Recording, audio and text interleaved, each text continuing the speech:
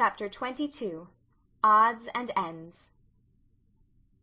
"So you had tea at the stone house with Lavender Lewis?"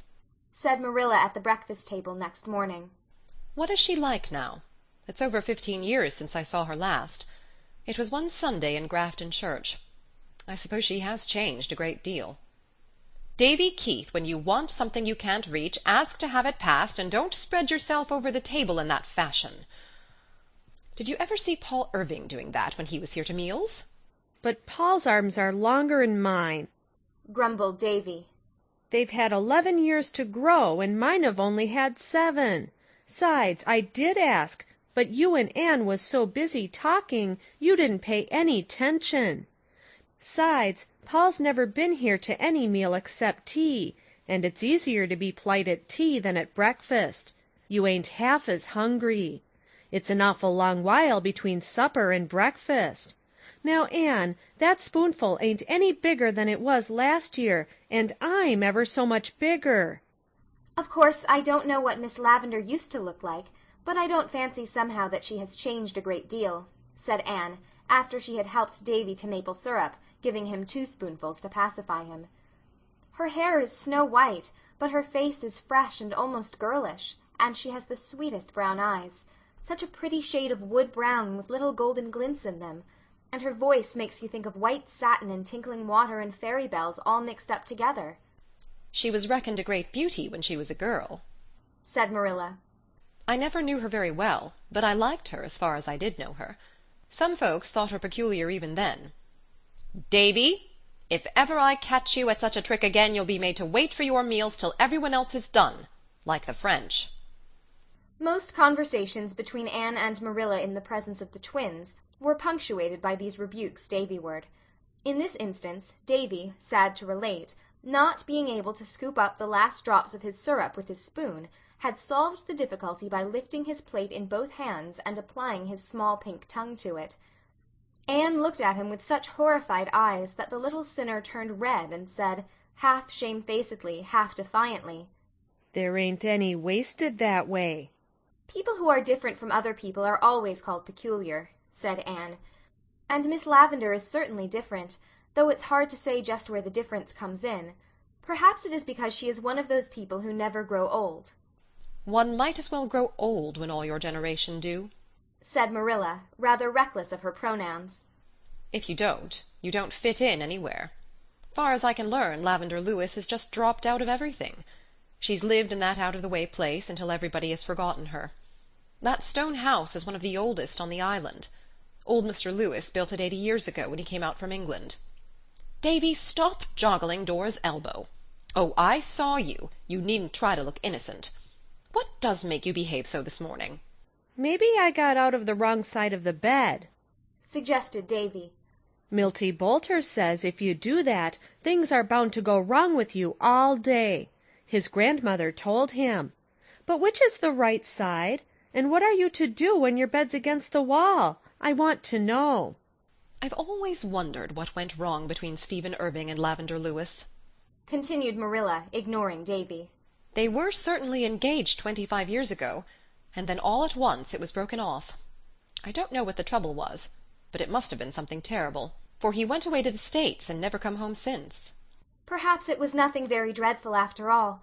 I think the little things in life often make more trouble than the big things," said Anne, with one of those flashes of insight which experience could not have bettered. "Marilla, please don't say anything about my being at Miss Lavendar's to Mrs. Lynde. She'd be sure to ask 100 questions, and somehow I wouldn't like it. Nor Miss Lavendar either if she knew, I feel sure." "I dare say Rachel would be curious," admitted Marilla. "though she hasn't as much time as she used to have for looking after other people's affairs. She's tied home now on account of Thomas, and she's feeling pretty downhearted, for I think she's beginning to lose hope of his ever getting better. Rachel will be left pretty lonely if anything happens to him, with all her children settled out west, except Eliza in town, and she doesn't like her husband." Marilla's pronouns slandered Eliza, who was very fond of her husband. "Rachel says if he'd only brace up and exert his will-power he'd get better. But what is the use of asking a jellyfish to sit up straight?" continued Marilla.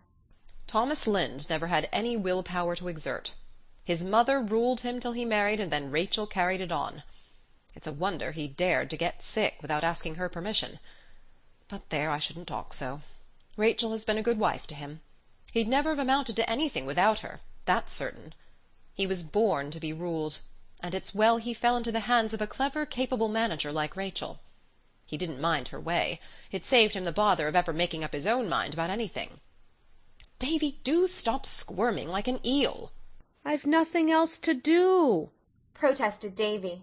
I can't eat any more, and it's no fun watching you and Anne eat. Well, you and Dora go out and give the hens their wheat, said Marilla. And don't you try to pull any more feathers out of the white rooster's tail, either. I wanted some feathers for an Injun headdress, said Davy sulkily. Milty Boulter has a dandy one, made out of the feathers his mother gave him when she killed their old white gobbler.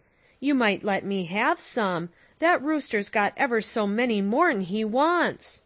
You may have the old feather duster in the garret, said Anne, and I'll dye them green and red and yellow for you. You do spoil that boy dreadfully, said Marilla, when Davy, with a radiant face, had followed prim Dora out. Marilla's education had made great strides in the past 6 years, but she had not yet been able to rid herself of the idea that it was very bad for a child to have too many of its wishes indulged. All the boys of his class have Indian headdresses, and Davy wants one too, said Anne. I know how it feels. I'll never forget how I used to long for puffed sleeves when all the other girls had them. And Davy isn't being spoiled. He is improving every day. Think what a difference there is in him since he came here a year ago. He certainly doesn't get into as much mischief since he began to go to school, acknowledged Marilla. I suppose he works off the tendency with the other boys.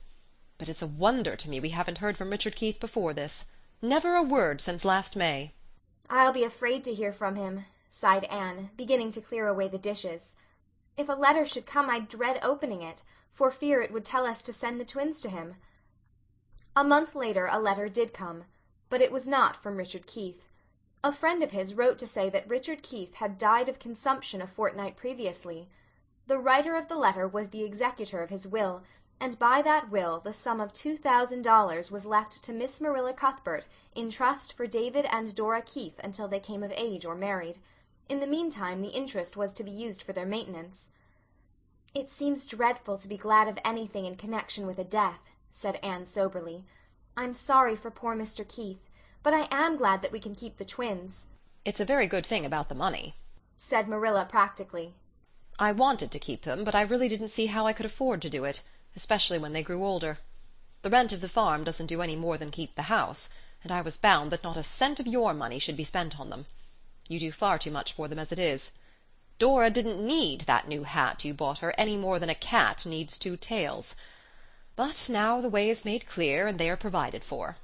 Davy and Dora were delighted when they heard that they were to live at Green Gables for good. The death of an uncle whom they had never seen could not weigh a moment in the balance against that. But Dora had one misgiving. Was Uncle Richard buried? She whispered to Anne. Yes, dear, of course.